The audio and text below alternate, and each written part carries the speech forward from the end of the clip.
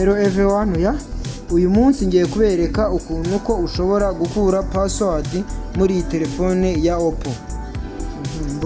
Ikintu ukora rero, murabona ko haba harimo password yananiranye, telefone uraza ukayifunga.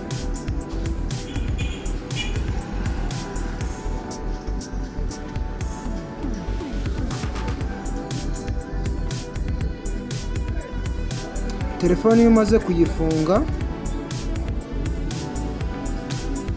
umaze kuyifunga gutya nuko yari iri kuri charge. Iyo umaze kuyifunga ukanda ku itushi riyatsa n'itushi rigabanya volume ukabikandiraho icyarimwe.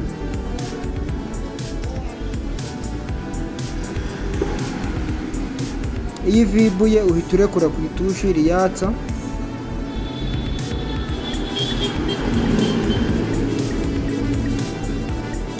ukaguma uhakanze kugeza igihe uboneye recovery mode appear.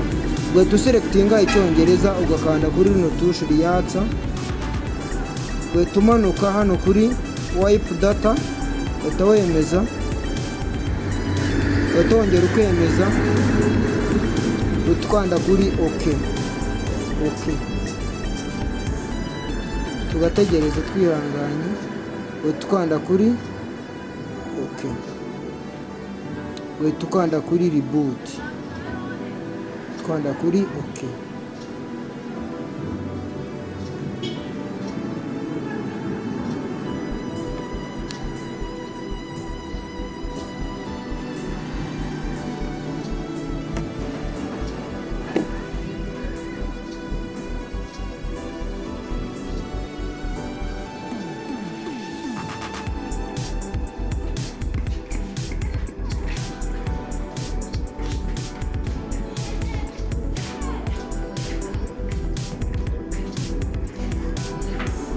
Murabona ko telefone yacu iba yarangiye nta kibazo, password twayikuyemo. So guys, this is Kevin Technician channel.